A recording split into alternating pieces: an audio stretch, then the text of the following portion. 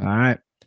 Dirty Sports, episode 707. We are live in five, four, three. Welcome to the Dirty Sports Podcast. I am your host, Andy Ruther, coming to you live from Cincinnati, Ohio, with my co-host from Los Angeles, California, Joey No Chill Prano. Hello, Andy. Good afternoon, buddy, or morning for you. Yeah, it's still morning here, but good afternoon to you there on Eastern Standard Time. Yeah, man. I had a You had a trip to the Central Time this weekend. I did. I was trying to calculate when that officially goes from Eastern to Central. It's somewhere in Indiana. Yeah. Somewhere in Indiana. Yeah. I think it's like the western edge of Indiana. Yeah. And I had a bad drive. Well, it was raining yesterday. It was one of those just annoying rain drives. Trucks are when it's raining on the freeway, trucks are the worst. Just shooting all their crap at your car. And the truck lights, these are things I was noticing during the drive yesterday. I don't know if it's because of my car is so low and where it's situated, with the bright truck lights. I'm like, am I at a ball game? Like the beams on the lights feel so potent. I don't know if it's a combination of the height of my car and that the lights have just gotten better. I don't know. I feel like everybody has brights on now. You know, your mirror has an adjustment for that, right? Yeah, I know. I was focused on you were too focused to flick that one thing that makes it tilt up. Yeah, I guess. I don't know, man. It's funny. That drive, I always stop. The halfway stop is Evansville, Indiana. It's always where I stop. And I did. We've had a lot of food discussions in the show, Joe. I did Arby's on Thursday when I left, and Arby's last night, the 2 for $6. It's just easy and it's clean, and I'm not too full, but I'm also not disgusted after I eat 2 beef and cheddars. I'll tell you what I had on Friday night, and I'm wondering if you ever had this in your days in LA. And I feel like the answer is no, because we've had many an Arby's discussion.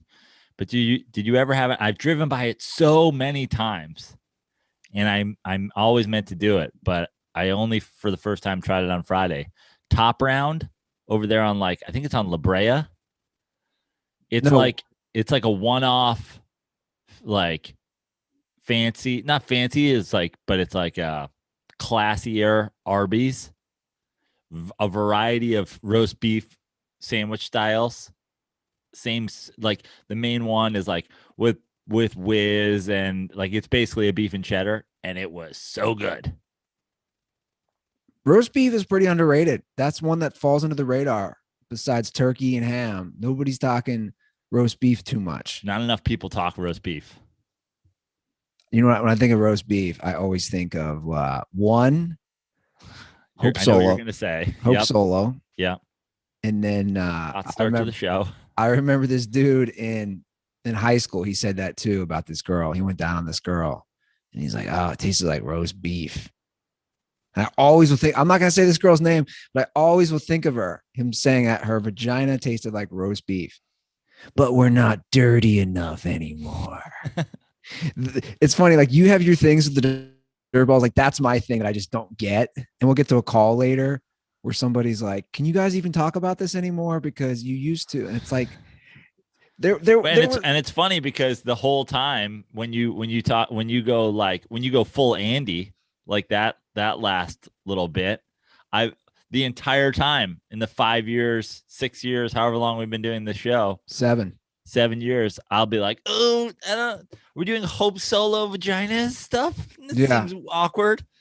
And you've never blinked for 1 second, and they're like, "You're not dirty enough." Well, Andy, it's because you're woke. I mean, let's be honest. It's the woke. It's all the wokeness these days. You know what it is? It's weird. It's like I've matured.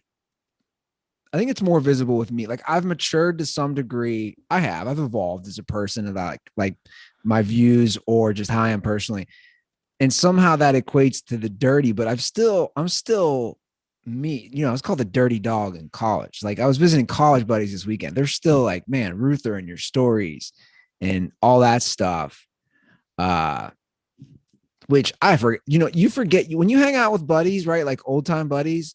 I forget how much of just a wild, out of control person I was. Like my buddy was bringing all these stories back that I had forgotten.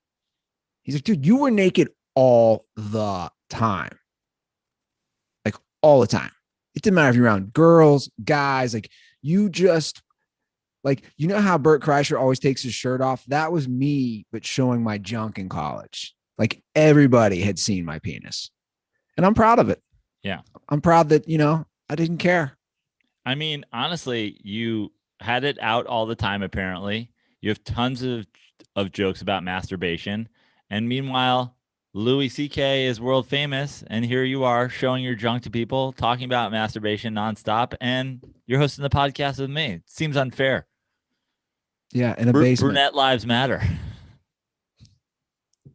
I'm glad that you gave me that comparison. What's Louis up to these days, by the way? Is he I mean, as far as like, if I had to guess, I would imagine that him and Woody Allen are taking this opportunity to put together the greatest comeback movie of all time. And they've worked together before. They have worked together. Surprise, surprise. You know what's funny to me? I watched the first 2 episodes of the Woody Allen thing. Yeah. And I don't know what it is, but like it seems like there's this 30 years late thing where the entire nation discovers New York villains, and they're like, did you know Trump was an asshole? I'm like, only since like 86. It's like, did you know Rudy Giuliani's a piece of shit? Only since the first time I ever heard of him. Did you know Woody Allen's a monster? Only since he brought his 16-year-old daughter to Knicks games at the Garden in 1991. Yeah, I know about all these guys. I feel like I want to do a documentary about Isaiah Thomas and how he was a villain for New York, and just see if the whole world is like, wait, he gave Eddie Curry an extension? This happened? Like, why is the whole world like not know that we've hated these guys for 30 years? But people have it. Like the better late than never is real. Like, but like the Woody Allen, dude, I remember. I'll just say it. Like, I remember when he was brought up one time when I was working radio in 2015, and I said all that. And then it got into a huge like discussion. Like I was the bad, like I'm not going to name names on our show. There's not many, but I remember being like, dude, he married his adopted daughter. He's and then I was going back and I was going back and forth with Drew, like on radio. And I'm like, he wasn't defending him, but it was also one of those kind of like, it was one of those things where like, I remember it vividly, me being like, wait, I'm the bad guy, or I'm kind of the asshole. Like this guy married his daughter. I really need to know. And we might even have to set up a call with him or something. I need to know where Jesus stands on this. Jesus is like, hey, he just had a regular relationship with his 16-year-old daughter that blossomed into his wife. I don't see the problem here. Jesus defending Michael Jackson at that Dodgers game at spring training. Dodgers spring training game. In front of his child. That was pretty amazing. Who Michael Jackson probably wanted to have sex with. Like he's that. Just a guy who has rooms that lock inside of other rooms that lock inside of other rooms that lock inside of other rooms so he can play, robots with kids. I don't know what's wrong with you guys. I will say the Woody Allen stuff does make me happy to be away. Like, I know it's stupid, but even just physically away from Hollywood, not that I was in Hollywood, but you know what I'm saying? Yeah. Just because the hypocrisy is so ridiculous. Like people worked with him for years. Well, I mean, and you know what's, like I said, the New York hypocrisy as well. Like New Yorkers have known forever, but there's still that Hollywood is sort of a state of mind. That New York Hollywood hypocrisy, you're not going to see a lot of SNL jokes about Woody Allen. I'll tell you that much. You're not, what's his name? Lauren's not going to give the thumbs up on a lot of trashing Woody Allen in the next couple of weeks. I predict that. But OJ was fair game. Yeah. Have you guys heard about OJ, by the way? I know the whole world's coming on to things 30 years late. He murdered his wife and a waiter. Guys, I don't know where you've been. Literally happened after Woody Allen I married can't his daughter. I can't wait for the documentary on cancel culture, because it's such a weird phenomenon that, like, if you did it before cancel culture, you were somehow immune, right? Yeah. Like, like I don't want to trash the guy because he's dead, but like Kobe Bryant was a prime example. I think that's an easiest example for everyone to understand, right? Also Ben Roethlisberger is not dead. Oh, that's another good one. He has 2 accusations. Exactly, kind of in the same perfect in the same time frame, where like they were pre-Me Too, so now they're impervious to ridicule. Like, it's so bizarre. Yeah. I don't know. But anyway, Andy, we got a lot of sports to cover, and we should stick to sports more often. Yeah, we really don't have a lot of sports to cover, but we'll try our best today. We got to stick to sports. That's on this podcast. Have we heard from our friend? I think he ran out of printer ink. Iris? So I think he ran out of ink for his printer. So as soon as he can type up another one, we'll get a call. Let me get back to this. We do have some NFL stuff. I see JJ Watt has put out a tweet which is showing a Arizona Cardinals shirt. So it looks like he has signed with the Cardinals. My take, like, does it really affect him that much? I don't think so. I actually think this is how much does it improve them? I don't know. I mean, obviously, if JJ Watt can be 75% of his peak self, he's still a very, very good defensive player. But I think and I really like this signing for Arizona. Obviously, they're in a tough division. I feel like the Niners are going to bounce back. The Rams obviously have Stafford. I think that improves them significantly. The Seahawks are up in the air because your boy may want to join the Cowboys or something like that.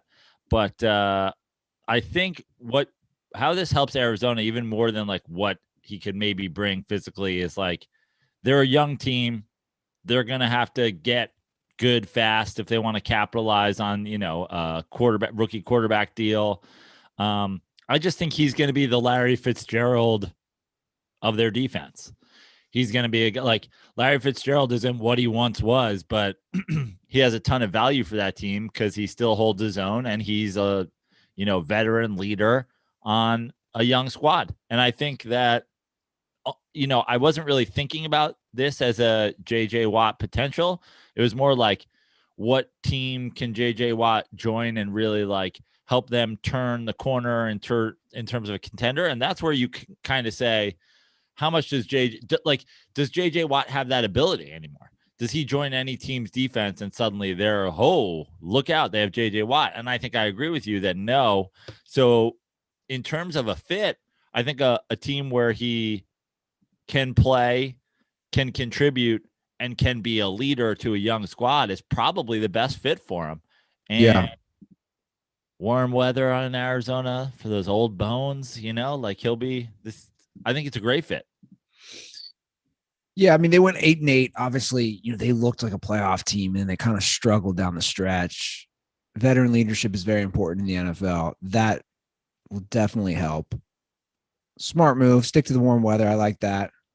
Right. He's coming from Houston. Yeah, I mean, he was looking at the Browns. He was looking at the Bills, maybe a few others. Those other teams are better right now. The Bills would have been interesting. I kind of want to like that. Bills would have been interesting, but again, it's almost like with the Browns and the Bills, it's like, does JJ Watt joining a playoff team make them like, I don't think the Browns were contenders for real last year. You could say the Bills were a little bit more, maybe. But like, does JJ Watt push either of those teams over the hump? I don't think so. Does JJ Watt significantly help to push the Arizona Cardinals into the playoffs? Maybe. Yeah. Well, it's a tough division, and Seattle is completely up in the air now. I mean, this Russell Wilson thing seems like it's gaining some steam as far as him not being on the team, the problems. Did you have a chance to read the Athletic article? Do you know about it? I didn't read the Athletic article, but I mean, I think I know the pertinent details, and that is that he walked out of a meeting at one point last year, unhappy with, not getting his voice heard about their potential changes on offense. And then also he's not requested a trade, but his agent said he would okay a trade to certain places. Yeah, it's very in Is depth. that the Well, that's part of it. I mean, it goes all the way back to literally when they signed him. Like the article starts with Pete Carroll and Allen as far as, running the team. And I mean, it goes back to the Matt Flynn signing and them drafting Russ. I guess they were interested in Josh Allen as well. They were interested in Mahomes as well, but they also knew Mahomes was going to be taken. Same thing for Allen. So it's interesting because a lot of teams still, if they see a guy, they'll take him, right? The Packers did that. Like, so that they haven't really done that. The argument is they haven't put anybody to challenge Russ. So the article goes in depth. Yeah. And his teams are that he would accept a trade to the Bears, the Saints, the Raiders, and the Cowboys. It's a weird collection of teams. It's not like the Saints, it's like, oh, I'll join a team where I'm replacing a great quarterback that seems ready to win. The Bears, like, why the Bears? Maybe, why the Raiders? Just because Vegas? maybe Gruden. I would assume it's because he likes Gruden.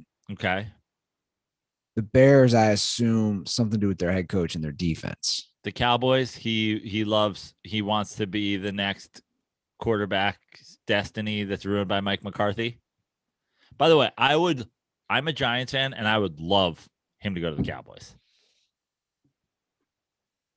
I'd be all about that.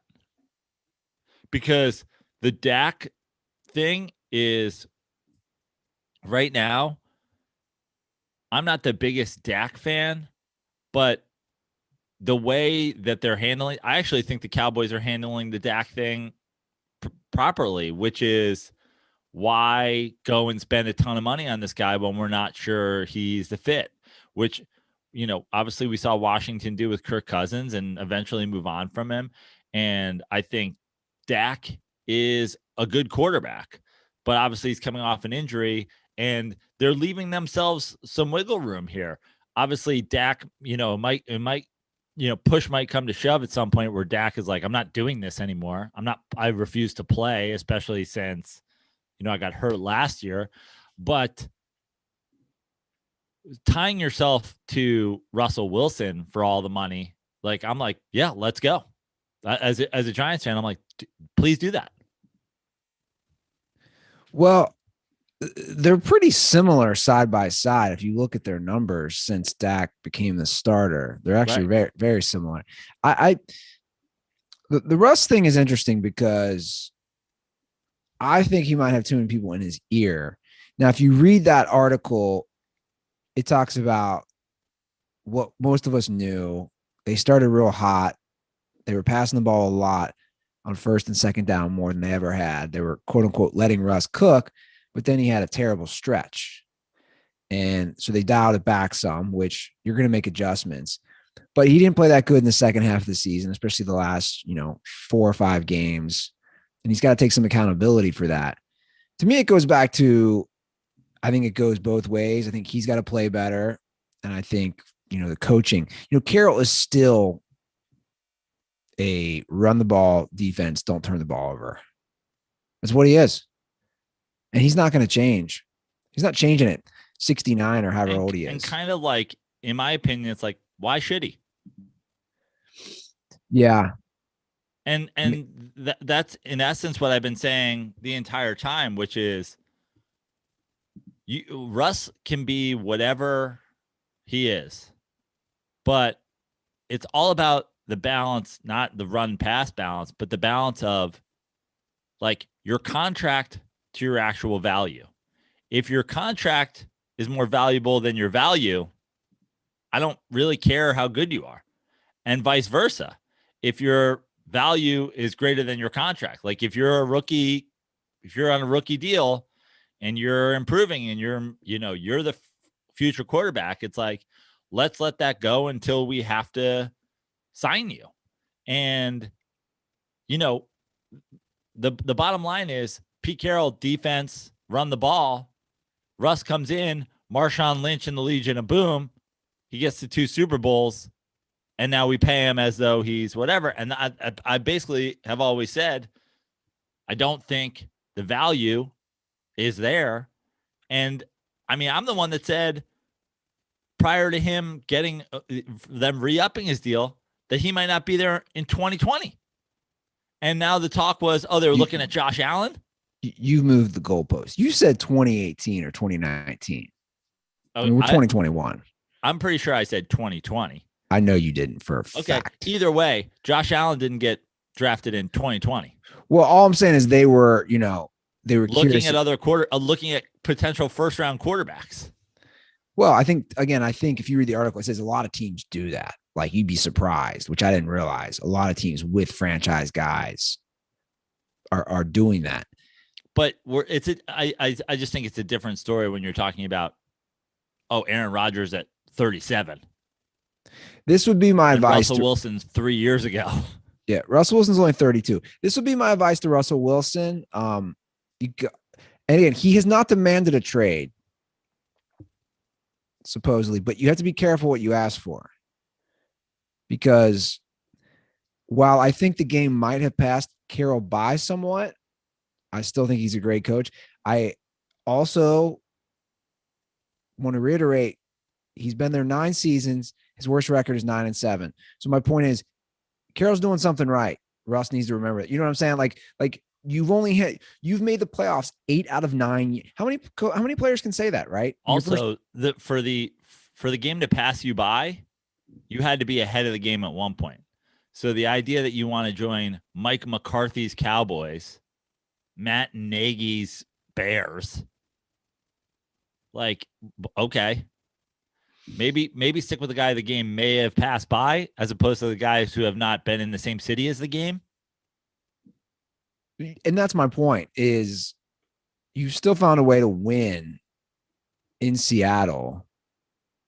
It's funny, like, we're doing, like, they won 12 games last year. I know they didn't win a playoff game, but it's crazy to think, like, you won 12 games last year. Like, let's not lose sight. Russ shouldn't lose sight, I should say, of how successful they are. And I think it's a good combination. I just think, hopefully, as a Russ fan, I would like to see him stay there. Also, thanks to CT, I do have a Russell Wilson Seattle Seahawks jersey, so that thing becomes basically pointless. As a Russ fan, you'd rather see him stay there than go anywhere else? I'd rather see him there than in New Orleans? New Orleans or the Raiders would be fun to see. I like Gruden. Maybe I put too much on Gruden. Obviously, Sean Payton's a pretty good coach, and they have a good defense. Yeah, New Orleans would be interesting. I mean, if that happened in New Orleans, I'd laugh so hard, because there goes, I mean, you'd have to laugh, right? There goes Jameis's chance. Yeah. I mean, I think Jameis's chance is going because Jameis. Really? I think there's a good chance. I think there's a good chance that Jameis starts next year. I mean, isn't the talk now that Breeze is not retiring? Breeze is working out. Breeze is pushing around a sled. Well, they keep saying he's going to announce it, and he's not. Right. And he's working out and posting those Instagrams. I didn't. Was that last week? I didn't see that. Yeah. I saw he was trending. Yeah, he was working out. Interesting. I'm all for that, by the way. The longer Jameis sits on the bench, I was tagged in something. This is what I was tagged in. I didn't read the article, but a dirtball tagged me in this. Apparently, Jameis 1 of 1 wrote an entire article of why Jameis Winston deserves a Super Bowl ring from the Bucs. I can't make this up. That's amazing. Is that for real? I'm gonna find it right now. I swear to God, Brano. Somebody That's tagged me, incredible. and then he attacked. Again, Well, Jason Light, give him a fucking ring then. I didn't read it, but then he attacked the dirtball who tagged me in his response. I'll be honest, I wasn't really looking at Twitter this weekend because I was with friends. Let me pull this up. This is pretty funny. Dirtball,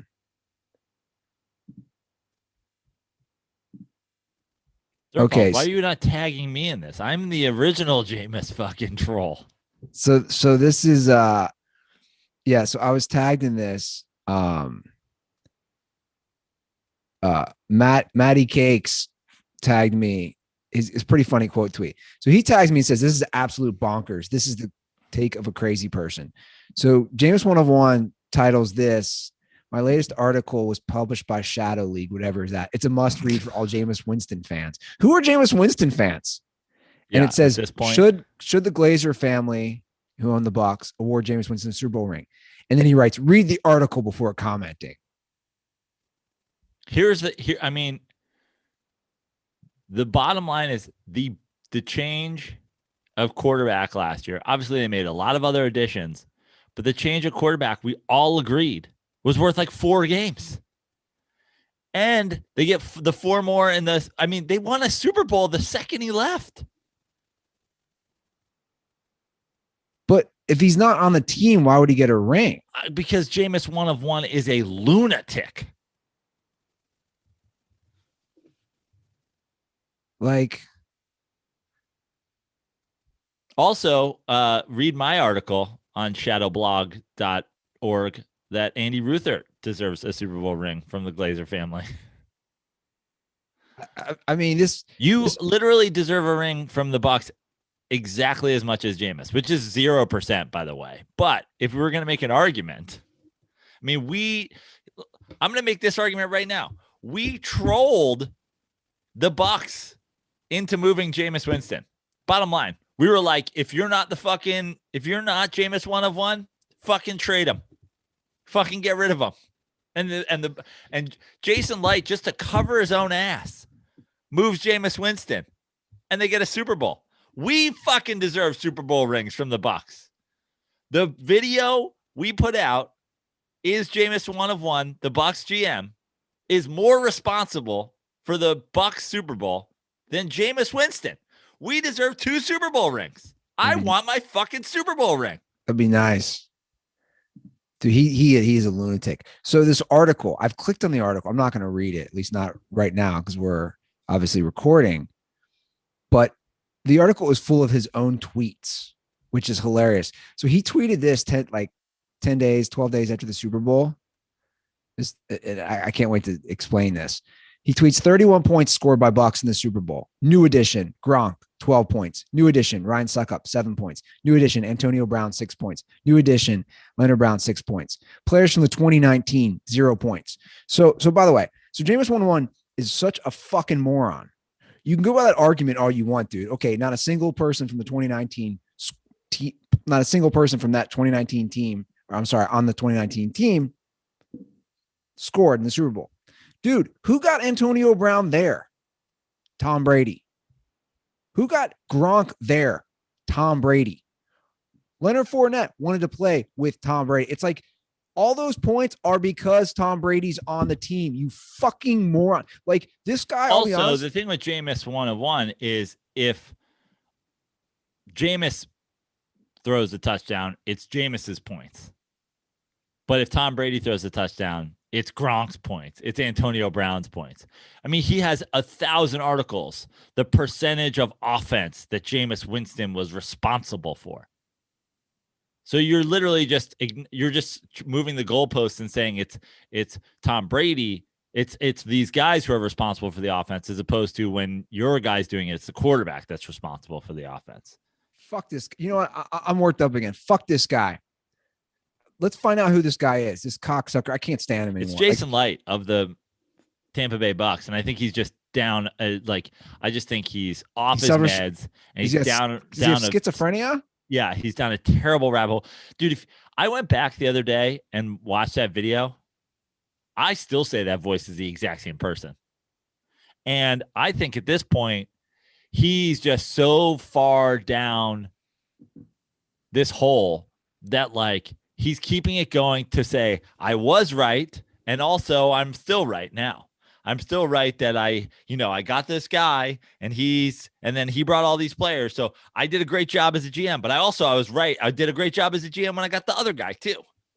I mean, the balls to list Gronk and AB and their points. Literally, they're on the team because of Tom. Tom Brady put Antonio Brown up in his house. Right. So I will say this once again. Gronk, Antonio Brown, Leonard Fournette, all go there because of Brady. Brady all goes there because they're replacing their quarterback and they have a team to build around. They're replacing their quarterback because we trolled their GM into replacing their quarterback. We deserve Super Bowl rings. I think you're right. And we certainly deserve Super Bowl rings way more than Jameis 1 of 1 or Jameis Winston himself. God, this guy's such a loser. He's such a loser. I to be honest, I've never wanted to see someone's face more. I've never wanted to see a picture of someone's family more. This guy is the epitome of a loser. Can we title this episode, We Deserve Super Bowl Rings? We deserve Bucs Super Bowl rings. We do. It's unbelievable. We trolled them into replacing the reason they couldn't win games. Without us, there is no Tom Brady. There is no Gronk. There is no Antonio Brown. There is no Super Bowl. You're welcome, Bucs fans. Never forget. I guess in a way, Jameis Winston absolutely doesn't deserve a ring. I guess in some way, Jameis 1 of 1 trolling us led to that. So we can give Jameis 1 of 1 a Super Bowl ring, but Jameis himself cannot get a Super Bowl ring. It's like 6 degrees of Kevin Bacon, but to get a Super Bowl ring. This is so wild. The lunacy, the absolute lunacy of saying Jameis deserves a Super Bowl ring is unreal. I guess his argument, I'm skimming through the first part, is Edgerrin James, something with Edgerrin James and the Colts team. I don't fucking know. I mean, this guy just makes you stupider. You become more dumb. Literally, I'm just going to say it. I'm a little hyped up that I want to punch this guy in the face. I'm not a violent person. I want to punch this guy in the face for putting, dude, he's like the QAnon of fucking sports takes. I love that. I just want to say, as a former English teacher, I love that while you complained about him making you dumber, I said stupider. You said stupider and more dumb. You mean dumber and more stupid? Whatever. I'm a moron too. At least I know it. That's the difference. I know I'm a fucking moron. I know I speak wrong all the time. Brando, I don't know why. I'm worried. I want to punch this guy in the face. He literally is. He's the QAnon. He's the QAnon of sports takes. Because you know what I said? Because he's got people who like believe in this shit. You look under his tweets, dude. There's this. This is what I've seen. This is the thing on social media, especially now. And it's the same. It's the same people I deal with, and we'll talk about my Knicks later on. But the same people I deal with. There are people who just can't let go of Carmelo Anthony, and it's like this new social media. It's like the millennials sports fan trend of like rooting for players instead of rooting for teams. Like, I am a Knicks fan and I love LeBron James. If the Knicks played the Lakers in the finals, I'd want LeBron James to slip and fall and miss the entire series. Like, I don't give a fuck.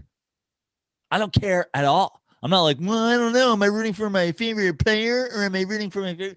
It's like there are some people who just can't let go of their favorite player. The amount of trolling Knicks fans I deal with who still just think like, this is the best that's been since the Carmelo Anthony era. I was like, are you guys on crack cocaine? He derailed the franchise for a decade. It's unbelievable. You know what I need? I'm a little worked up today. I just got back, obviously, from a 3-day trip. I got a freezer full of Butcher Box. I need to grill. It's nice and warm today. It's going to be warm all week. Finally, some spring weather. I need to grill some Butcher Box, Joe. Some nice fresh meat that's sent directly to the house, which I love. Don't even have to leave. Free of antibiotics and added hormones. I need to grill some Butcher Box this week. Andy, what's our tell the dirt balls what our Butcher Box deal is, but also tell me, because I need to order some Butcher Box at this point. You just have a freezer full of meat. I'm using the Dirty Sports promo code to get me some meat. Well, the promo code is butcherbox.com/dirty. If you want to partake in our new deal, which includes ground beef for life. That's 2 pounds of ground beef in every box for the life of their subscription. Just go to butcherbox.com/dirty. That's butcherbox.com/dirty. So yeah, guys, each box that they're going to send to your house has about 10 pounds of meat, enough for 24 individuals. It's packed fresh, shipped frozen, and the vacuum sealed. It's vacuum sealed, so it stays fresh the entire way. You can customize it. It's really great. It really is. I know we had some dirt balls asking about it the other day. Guys, right now, ButcherBox is offering new members ground beef for life. Again, that's 2 pounds of ground beef in every box for the life of their subscription. Just go to butcherbox.com/dirty. That's butcherbox.com/dirty. I want to bring up this Carson Wentz thing before we move on to basketball real quick. Okay. I didn't talk about it last episode. So he wore number 11, obviously, in Philly. Yes. Michael Pittman Jr. doesn't want to give it up to him. Right. I think that says a lot. Am I overanalyzing this? I think you are. Well, I don't think it necessarily. I think it maybe says a little, but I believe you put it on the rundown as like Carson Wentz's teammates don't respect him or something like that. I think they don't respect, dude. You're the wide receiver. Your new quarterback wants his number, and you're not giving it to him. You don't respect him. Well, That's first of all, I always think that these stories tend to be made into something before they even are. Like, do we know Carson Wentz asked for his number? Allegedly. Right. Like, we just know that Michael Pittman has said, I'm not giving it up, or I want to stay 11 or whatever, which, by the way, Carson Wentz, it's not Tom Brady going to the Bucs. You know, it's a whole different story. And I think we've seen this throughout sports everywhere, depending on who you are and when you go somewhere, it totally changes, you know, whether or not you're going to even request that number from somebody. Carson Wentz, I don't think has earned the right to his number, regardless of where he goes and regardless of who wears it. And if he wants to offer Pittman a gang of money or a car or whatever, which we've seen this deal happen 1,000 times in sports history, if he wants it, then make him an offer he can't refuse. I know, but again, my view is like, dude, he may not be that the guy who comes in with the clout of a Tom Brady, but you're the quarterback. You're the guy that they're putting the future on. Yeah, I just think the idea that he automatically would have to give it up just because it's quarterback, I don't agree with. I'm not saying that he automatically has to, but rarely do you see a guy not give their number up to a quarterback, from what I recall. That's just kind of what I feel. I don't know. I think maybe he just wants some dough. Carson Wentz has got a big deal. I think he might have. I think he might have offered him dough, and he said no. Yeah. In fact, I'm gonna pull it up. I'm pretty sure he offered him some dough, man. That's where I'm like, yo, he doesn't respect him. And listen, yeah, he said, I'm number 11. There's no deal that's going to be done. I like it. I actually think this is more about Pittman than it is about Wentz. I like it. But Pittman wore number 6 at SC. He started his Colts career at number 86. Like, what's his connection? He's just had number 11 recently. And now he's number 11. I just think the idea that he has to give it up for Carson Wentz because Carson Wentz is a quarterback is incorrect. And then you could say, oh, if Pittman did respect him, but why should Pittman respect him? Why not? Why? How about the, what was Saving Private Ryan? Like everybody hated Matt Damon because he didn't go through boot camp or whatever. Like, why don't you earn it? Why don't you earn the respect? Like, why should you come in and just have the respect? That's look at that connection. You're doing a little Saving Private Ryan connection. No, but you know what I mean? Like that was the plan. They didn't send him through boot camp, so they were all pissed off about it and blah, blah, blah. That's like part of the movie. But I'm saying, like, if you want it, if you want the respect, why do you have the respect? Why do you automatically have the respect of anybody? What have you done in this league? You had a good season a couple of years ago before you got hurt. You were a quarterback under Frank Reich before. Like the idea that anybody should respect Carson Wentz. Like if Carson Wentz demanded respect, Carson Wentz wouldn't have been shipped out of Philadelphia. He wouldn't have been benched for Jalen Hurts. So in a way, you're agreeing with me because I'm saying they don't respect him. I'm just saying, like, I don't necessarily think anybody's in the wrong here, or that it's like, well, my point is, I don't think anybody is here. This was just my take. My take was I felt that there was no respect. I don't think, like, listen, I think everybody can respect it. I don't think he's earned more respect than anybody else in the locker room. My point is, I don't think this is a thing like, oh, they don't respect him. He's not Jameis eating W's on the sideline. Everybody's rolling their eyes. Michael Pittman's just like, you're the new quarterback, but I wear number 11. Cool. Like, it's not like, oh, fuck Carson Wentz. It's just rare you see a QB change numbers. Joe Montana wore 19 in Kansas City. Got me there. I don't know if that was a Len Dawson thing or like, I don't know what the reasoning is behind that, but I don't know. We'll see.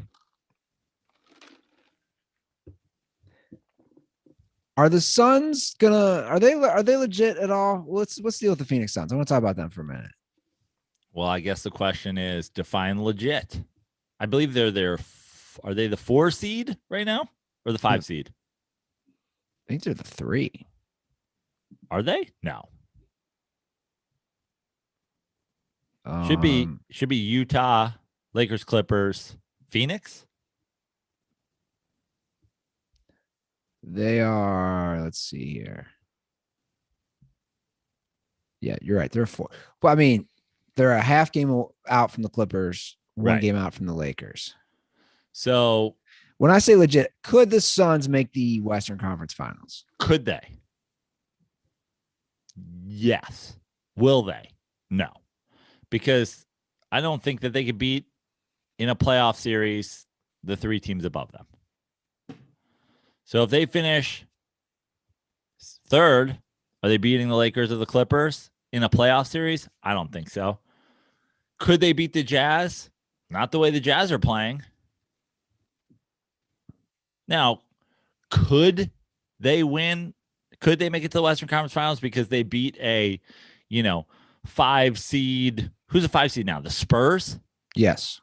Okay. So could they beat the 5 seed Spurs and then be in the second round? Like, could something go their way? Could somebody get hurt? Could they, yeah, sure. I wouldn't bet any amount of money at almost any odds that they're beating the Lakers, the Clippers, or the Utah Jazz in a playoff series, provided, their major stars are at full health. Could the Phoenix Suns beat a Lakers team without Anthony Davis? Maybe. Yeah. I mean, the Knicks are the 4 seed in the East. Are we doing this? Are we going both conferences here with this? Are we fucking doing that? Are the Knicks legit? I mean, let's fucking go. Well, the East is just so bunched up. I mean, I'm just saying, if we're talking about 4 seeds making the conference finals. No, I know. Between the 4 seed Knicks and the 8 seed Hornets, they're separated. You have 5 teams separated by a game. Yeah. A single game. which is crazy. I think the Hornets are surprising some people too. I can't believe how well that the ball kid is playing. I mean, he's been great. LeVar said he was going to be the best one. He's been kind of quiet, huh? LeVar? Yeah, Keenan Thompson did a SNL bit about him this week, but can I say something about Keenan Thompson and nothing against him, but there's a big but. He is. I've never found him funny. You don't think a little bit of Bill Cosby in every character is kind of funny? But that's what I'm saying. Like when I look at SNL in the I am Bill LeVar Cosby Ball. My son. I do this voice. Welcome to What's Up With That? Welcome to a Bill Cosby impression of not Bill Cosby. At this point, Keenan's regular personality is a half a Bill Cosby impression. Well, you got a new show on NBC. Keenan, he's like, it's gonna be great. It's gonna be a great show. Like now he has a sitcom. He's one of those guys who I've just never got. Like I don't do impersonations. I'm not saying they're easy. I don't get him. Like, are there Keenan Thompson fans out there? Are we going back to Keenan and Kel when we were kids? I don't know, Andy. Like, how long has he been on SNL? 25 years? Yeah, a long time. And now they're like, hey, cool, you earned it. Here's your own sitcom now, which no one's going to watch. I have no idea whether or not people will watch it because, like, the things that are hits and the things that aren't, I'll never understand. It's old people, dude. It's old people. It's going to be a great show. Network TV is absolute trash. And we did a bit on the Golden Globes with Tina and Amy. What's up with that? I mean, that's Ball. You're like, it's all the same impression. That's what I'm saying. You're literally doing. My son LaMelo rhymes with Jello, pudding pops. You're like, what impression are you doing right now? That's what I'm saying. Like, what is going on? LaMelo and the Jello in the Hornets with the pudding. This is LeVar Cosby? Is this what we're doing? I mean, I don't watch, and I haven't watched Saturday Night Live in basically God knows how long, but back to my point. I love the Hornets uniforms because they're ridiculous colors, like my sweaters. Like, what are you? Hey, Jordan drafted well. He drafted well in the ball kid. Drafted well. Yeah. Finally hit one. Bound to happen. But it's pretty bunched up, man. If you look at those standings, it is crazy. Yeah. The East is, give it to me from the top down. Sixers. Yep. Nets only a half game back. Yep. Bucks only one game back. Then you have Knicks, Heat, who are in surging. The top four of the Eastern Conference. I mean, they're one game above 500. I mean, Andy, listen, I am a Knicks realist. Trust me, I am not the guys that were outside the Garden this weekend when they once again reached 500, literally lighting cars on fire. But I gotta say, and this is, what I've tried to tell, psychotic Knicks fans with stay mellow in their bio. We have been 500 under Jeff Hornacek through, 25 games or whatever. We've been 500 through 45 games under Derek Fisher. It does feel different on this team. They're scrappy. They're playing defense. They have the young guys. The only thing I don't understand is Thibodeau definitely has some lineup boners that I'm like, Alec Burks and Reggie Bullock are the same person. I'm not sure either of that person should play, let alone ever play together. But it's working.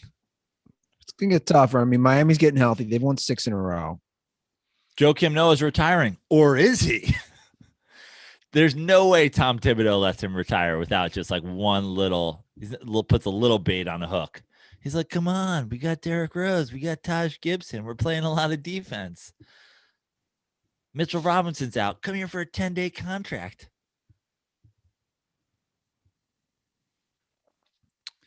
Well, it's going to get interesting, I think, sooner than later. You're probably watching all the Knicks games, are you? I am. Shout out to the Thust Fund for NBA League Pass. And I've been sending it to you. My favorite thing besides watching Knicks games is when the Lakers are on national TV, specifically when they're on TNT. And then I can go to League Pass and watch the bonus coverage of just the LeBron cam. He's officially lost any chance of winning the MVP. Here's a funny one. Here's a funny one for you. According to Deadspin's Rob Parker. Okay. Because they lost 4 in a row without AD. Okay. And then they get Schroeder back and they're blowing out teams again. I know. But he's not MVP. Okay. Because of that. That's fine. And who's Rob Parker's MVP? Cam Newton? Oh, no, wait. That's a different guy. Joe, not all black journalists are the same.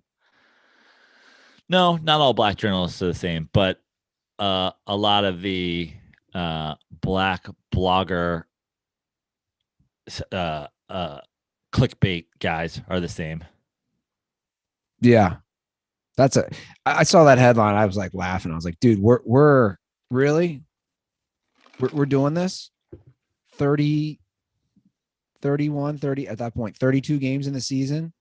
He's already lost it now. Like, you know, just lose it because you lose 4 games in a row. Hot take culture. Imagine if relationships were just as hot take. Dude, divorces would be happening like every other hour. I have news for you, Andy. Divorces are happening every other hour. I know they are, but you know what I'm saying? Like in real life, like boom, dumped, boom, back together, boom, dumped. I don't know, Joe. I don't know what all this is all about, this divorce relationship thing. I'm struggling to get a dog. This is my big commitment. Got a huge anti-dog push, which I was shocked from one of my buddies this weekend. Wow. Yeah. Does he have a dog? Nope. Well, I should correct that. He's married. His wife, I mean, it's his family now. They have 2. But wild anti-dog push for me. Wait, so hold on. So he has dogs. His wife takes care of him. Okay. He married into the dogs. Okay. And he's anti-dog. Why? He's anti-Andy Ruther dog because you don't know where you're going to be in a year. A lot of people need dogs to give them some sort of consistency. You have that. You don't need that to keep them in line. Like, and I kept bringing back. What about unconditional love, dude? Like, you're forgetting a mainstay of a dog, the unconditional love when you come home to go on walks, hiking, whatever. Like, dogs bring so much value. I thought it was like he was harping on it all weekend. Like, dude, I know you. And I kept being like, you do know me, but you don't know me, apparently. But like, what is where you're going to be in here? Like, dogs get in cars and go wherever you want them to go. It was like, hey, man, what if you move back to California and you got a 50 dog? There are stories of that, like on more than one occasion, what has happened is like you move to California while your dog is missing and it finds you in California. Like, that's how crazy dogs are. I was like, yeah, I tracked you down in California. By the way, I moved the dog to California. I couldn't be more pro dog. You live alone in a big house. Why wouldn't you have a dog? He's the only one who's been like adamant against it. It's crazy. But like he was harping on it all weekend. Oh yeah, you're going to want to get, I'm like, dude, oh my God, I got to get up. Like I don't get it. I'm like, dude, are you Michael Vick? What's going on down here? It's one thing. The only argument would be like, if things were normal, you know what I mean? And you were whatever, and you were like, I want to like get hard into stand up again. I'm going to get in my car and I'm going to go across the whole country, like chasing stand up spots. And I don't need anything to be tied down. Okay. It's a different story. Well, that was part of it. It was, dude, you're stuck in this pandemic mode too. That shit's done. Yeah. But pre-pandemic you had, I mean, Nick D'Alessandro was your dog. It's a good dog. You're feeding him cheese in the middle of the night. True. You know what I mean? Like you were taking care of a puppy. By the way, that guy, Lady Gaga's dog walker, Yeah. went to my high school. Really? He was my good friend's neighbor right in my area. This is one of the most fascinating. Like, I mean, I can't wait for this HBO documentary. I don't remember. He might have even been, I mean, this sounds awful. He might have even been in my class Wow. in high school. Is this all news around Cincinnati? They're like, I didn't follow it. My buddy texted me. He goes, Lady Gaga's dog walker got shot, lived a few doors down from me. He goes, he went to high school with us. I wrote back to my buddy. Again, I was just off the grid. I have no clue what you're talking about. I read about it this morning. yeah. And then I watched the video, their surveillance from the ring. I don't know if you watch that Yeah. when they get out of the car. It's interesting. It's like, and then somebody turns it in for a reward, but the dogs were like tied up somewhere. A lot of suspect behaviors. I just found these 2 dogs tied up. Have $500,000. Is that what she was offering? Yeah. She was offering 500 G's. Which is the equivalent of me offering $500 if you steal my dog. So it's fine. Dude got shot walking a dog. Yeah. What's going on in LA, Prano, that I don't know about? This was the It was in a nice area too, right? yeah, this was the plot of a movie with Sam Rockwell and Christopher Walken. They like steal rich people's dogs and then ransom them back to them. Really? I didn't know about that. Yeah. So you're Knicks, Joe. Let's get back to the topic at hand. Okay. Do you win a playoff series? Probably not. No. I asked my buddy asked me, he said, what will make this season like a success? And I'm like, if we don't do what everybody thinks we're gonna do and just freak out. Like don't go trading Julius Randle for pennies on the dollar in hopes that Kawhi's going to be a free agent. Kawhi's got a player option this summer. Let's get Kawhi, which, by the way, all the people who are coming at me for my Julius Randle tweet is what we fucking did. So, and that's how we ended up with Julius Randle, which is traded somebody else for pennies on the dollar for cap space to hunt stars. So, like, don't, for this season to be a success to me is don't make any rash decisions based on how well they're playing right now. Don't go mortgaging any sort of future for adding Bradley Beal to this team. Would I love Bradley Beal on this team? Yes. But, do it if Washington's desperate. Don't do it in some sort of mortgaging of the future. Don't give up Mitchell Robinson. Don't give up RJ Barrett. Don't give up Emmanuel Quickly. If some team wants to give us a semi-competent player for a mixed bag of, late round, second or late first round picks and, the Alec Burks of the world. Sure. Okay, fine. Now we're talking, but don't make any rash decisions because suddenly you're the 4 seed. Yeah. And also I said kind of the best case scenario would be like a set, obviously right now they're trending to be higher than that. But at the time they were the 7 seed and the Nets were a 2 seed. I was like, let's play like a hard fought 6-game series with the Nets in the first round of the playoffs. If it goes 7 games, if we go into a 7th game and we're like, anything is possible in the 7th game, we lose, like that'll be a successful season to me. Lose a hard fought series against the Nets. Now, that being said, like it does drop off. You've got Philly, Nets, Bucks. Knicks are 4 right now.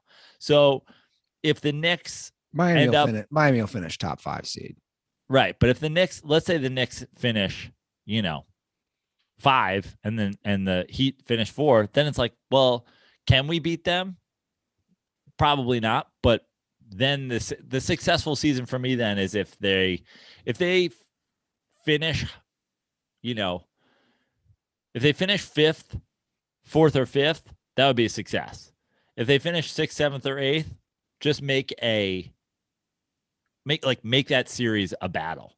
And what would be, I guess, a lack of success at this point, even though like going into the season it would have been made sense, is don't finish 7 or 8 and then lose your fucking playing games. That would be like the worst ending to this next season.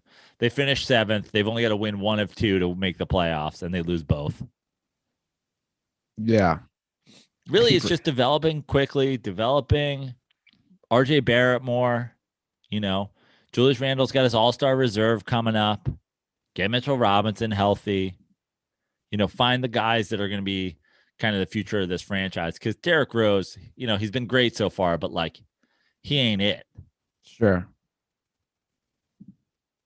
Nerlens Noel has been awesome lately.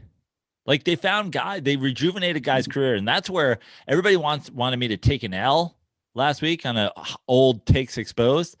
Man, find my Tibbs tweets. Like those are the old takes exposed. Like I was 100% wrong. Like he's like brought Nerlens Noel and Julius Randle and Derrick Rose and whatever guys back Knicks, from the dead. They're like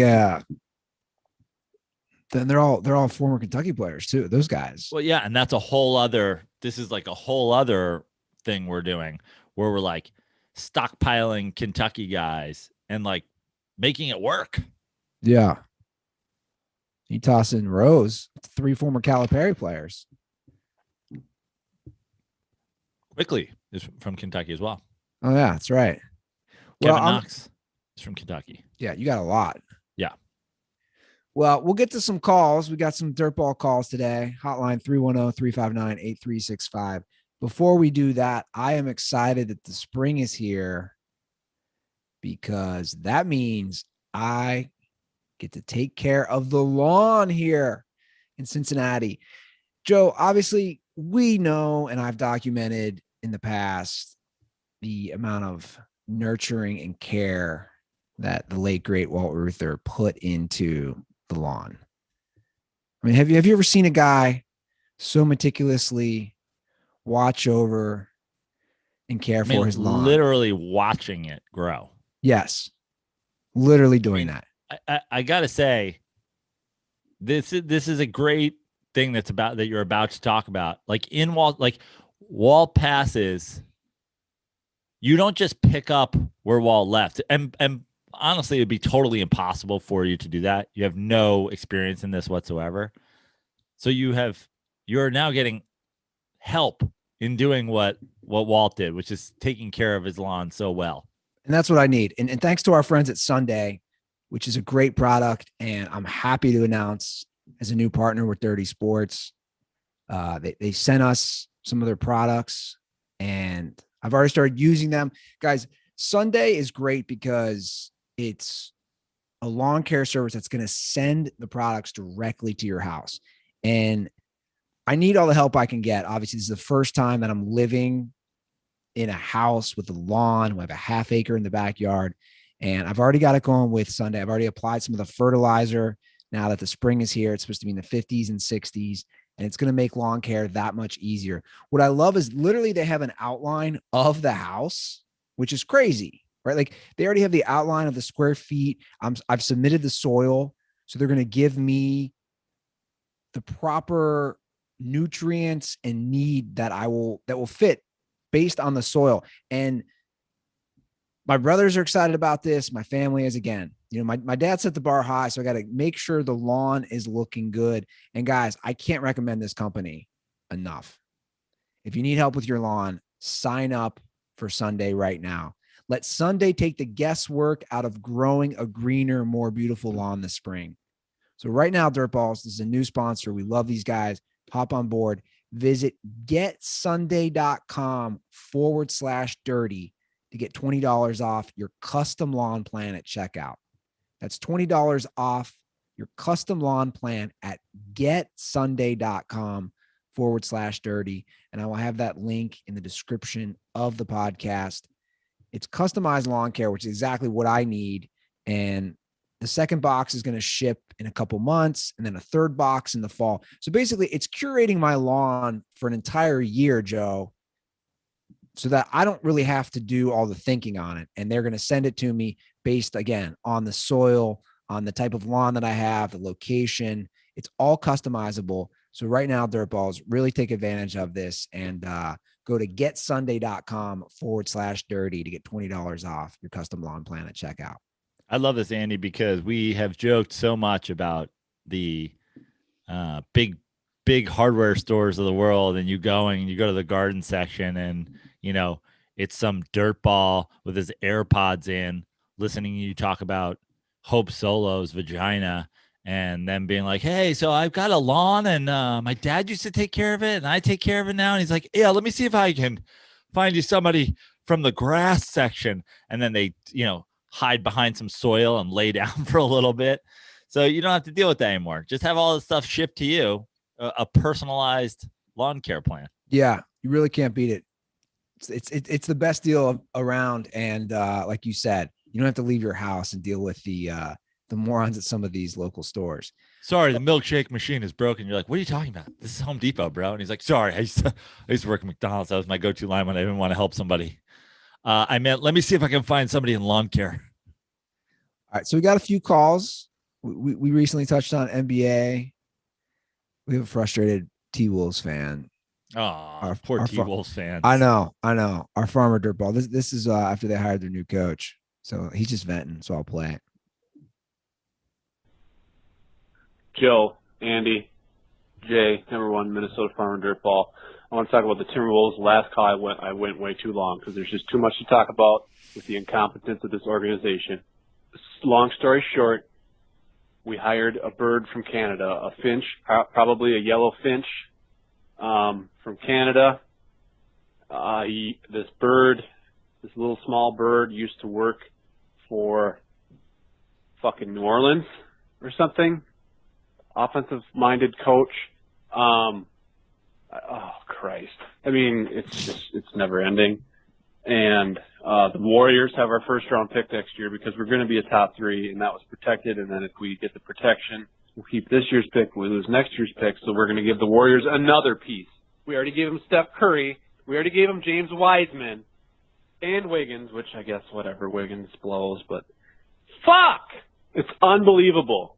It's unfucking believable. Glenn Taylor needs to be brought up on charges for something. I might go plant some evidence on him so he can sell the team to someone and they can just move him out of town. Just move him smooth out of town. Because guess what? When the Lakers come, I've been to 2 Lakers games when LeBron was on the Lakers. No, I went to a Cleveland game and then a Lakers game when LeBron was on the Lakers.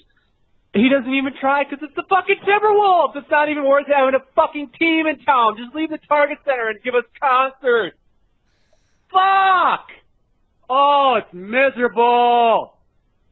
Jesus. Too much. I'm sorry. I'm too much. I need a Miller Lite or something. You guys have a good day. The frustration is real. I mean, I've never felt more like I know what somebody's going through than somebody just ragingly angry about the incompetence of their basketball team and being like, you know what? Maybe I need a Miller Lite so I don't kill myself. My guy, I've been there for 20 years. So I get it. I think that the hardest part about this for me to listen to, and I can't believe that this is where we're at, is that like I know what this guy's going through because I've been there, but currently, and listen, I'm totally looking a gift horse in the mouth. Like the chances of this, excitement around my basketball team lasting is probably not good, but there's a glimmer of hope, and it's crazy. But the glimmer of hope was brought to us by Thibodeau, who everybody in Minnesota, who I hated in Minnesota, who everybody hated in Minnesota, who made me not his Minnesota tenure made me not excited about his Knicks hiring. But it turns out it might have been Minnesota the whole time. Seems like a dumpster fire of an organization right now. Has been. No one wants to go to Minnesota. That's for sure. No. There's the idea of a free agent signing in Minnesota is not good. They haven't nailed a draft pick since Garnett. I mean, Karl Anthony Towns is good, but yeah. But He's not Kevin. He's not turning your franchise around good. It's not changing anytime soon either. I think that's why he's frustrated. He knows they're still going to be bad for a while. And I really don't know what to say. Well, to steal a line from Animal House and the late great John Belushi, my advice to you is to start drinking heavily. Which it sounds like he's doing. Yeah. All right. Time for a golf call.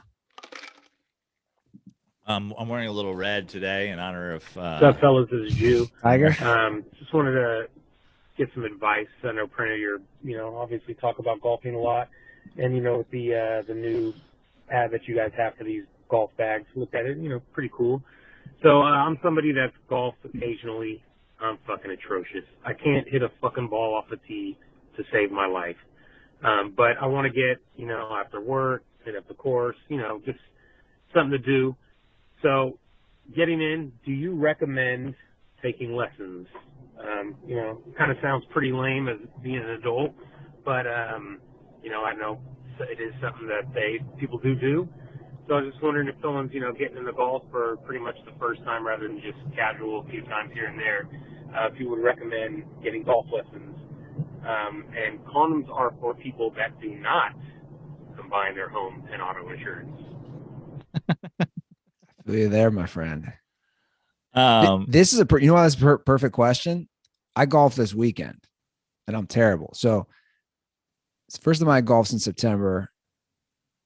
Third time I golfed, probably fourth time in the last year. So I'm bad. So, my buddy's legit. Like, he belongs to a country club. We went to his country club. We had a foursome, and his coworker who's golfing with us, who I was riding a cart with, I literally asked him the exact same thing. This is like a perfect question because they're watching me and I'm terrible. Yeah. I know. And the truth is, like, I'm taking holes off to like smoke a joint. Like, I'm one of those golfers. Like, fuck this. I'd rather just get baked. He said to me, and he's a really good golfer, he goes, my advice is with YouTube, watch a bunch of videos of somebody who knows what they're doing because the way you're gripping it is so off. Get the basic down, hit the driving range a few times, then, maybe play a few rounds, then maybe pay somebody. His point was, don't just start off by paying somebody, right? There's enough good instruction on YouTube. Don't just throw your money at somebody. Get the basic mechanics down, then pay somebody. Or do that. There you are. My buddy told me about this, and this is absolutely the best place to start, which is Ben Hogan's 5 lessons, the modern fundamentals of golf. It's like, it's the equivalent of like, I don't know, reading, baseball for dummies or something like that. Like, this is a great place to start. And by the way, keep in mind, I'm terrible. I'm a terrible golfer. But here's what I've learned, because I did the lesson thing right out of the gate. And the first things first is, like, if you find somebody that is an incompetent coach, and I know an incompetent coach because I've coached things, and I know, like, the first guy I got lessons from was useless. So I wasted my money there. I've since found a guy that, like, I like more, but here's what's worked for me. First of all, like, I can I've coached hitting, which is pretty similar to golf, like, in terms of, like, a lot of the technique, obviously not similar technique, but like in jargon and in things that you need to, like, do, turning and twisting and torquing and hands and all that stuff. So hitting a baseball, they're not the same, but, similar jargon. So I can self-diagnose, and that's where the minimal golf bag, this isn't even an ad, has come in, because I use that camera pocket to film my swing. And then I just look at my swing versus, like, look at a good swing. And I go, oh, I can self-diagnose why my swing looks different and why that one looks good. Now, the thing with YouTube or TikTok, because I see a lot of, like, Instagram, TikTok, YouTube, is, like, so much information that then, like, one guy says this, one guy says this, one guy says this. I think focus on figure out what you're doing wrong, and then only pay attention to the people that are like saying do that. Because if you try to work on a million different aspects of your swing simultaneously, it's just going to fuck things up. But I'll say this: I did find one guy at Westchester who I discovered he's a golf teacher, and I found him because John told him that I was missing a leg for when he was running the pro shop. So then like I got into a conversation with him, and I've taken 2 lessons with him. And I took 2 lessons with him like pretty much back to back, like maybe a couple weeks apart. And I have not had a lesson with him in over 2 months. And the reason is because, and this would be my main piece of advice, don't just like pay a guy $100 every week to give you a lesson. The guy told me this is what you're doing wrong. And I have been working on fixing that for 2 months. I don't need to go back. I need to continue to work on that. So like I took the fixes and I took the drills and I took whatever, and now I just do it on my own. And then when I feel like that's sorted out and I'm having some other thing that's keeping me from reaching the next level, I'll go back to him and I'll be like, yo, now what about this? Now what about this? Now what about this?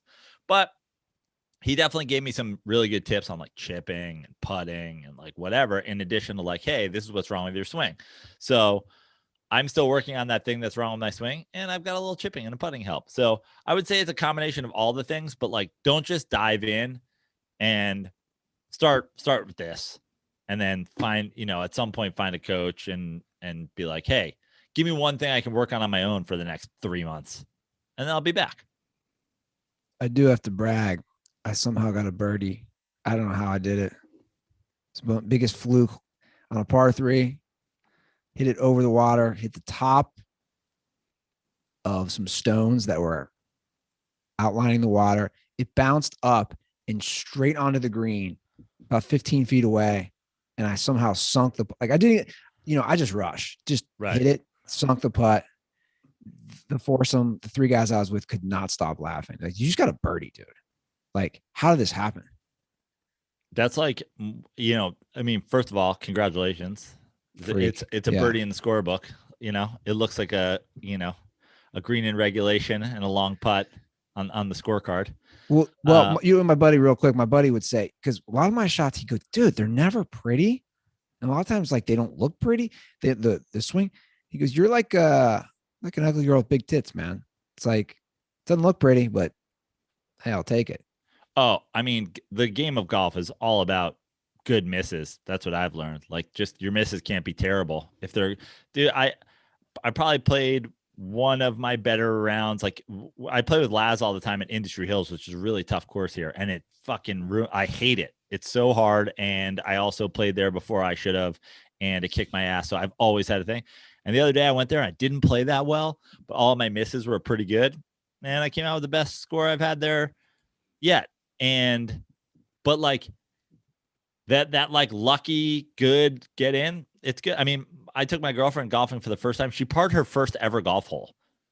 It was a 90-yard par 3. She hit driver. She almost hit it into a parking lot. It hit a fence post. It bounced back. She accidentally chipped 3 feet to the green and tapped in. And I was like, you just parred your first ever golf hole. You also tried to hit driver on a 90-yard hole and almost hit it into a parking lot. But you parred your first ever golf hole. It's crazy, man. It's a crazy game. You got to take those where you can get them. Yeah. Our last call today is a throwback, Joe. I think you're going to have to retell the story, man. Oh, boy. Here we go.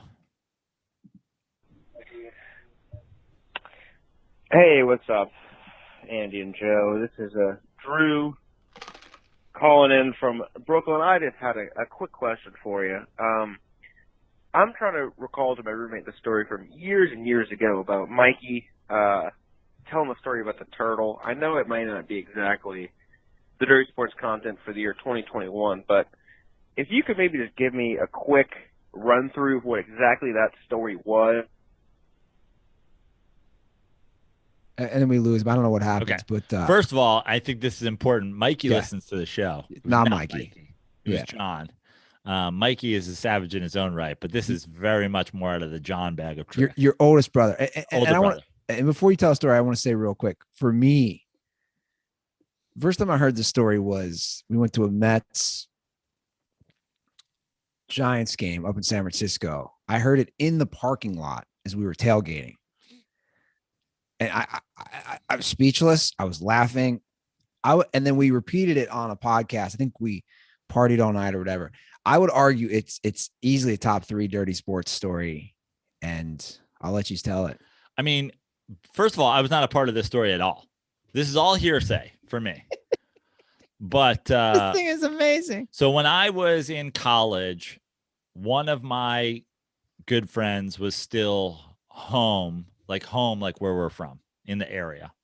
My brother lived in the area still. He was not home, but he lived in the area on his own.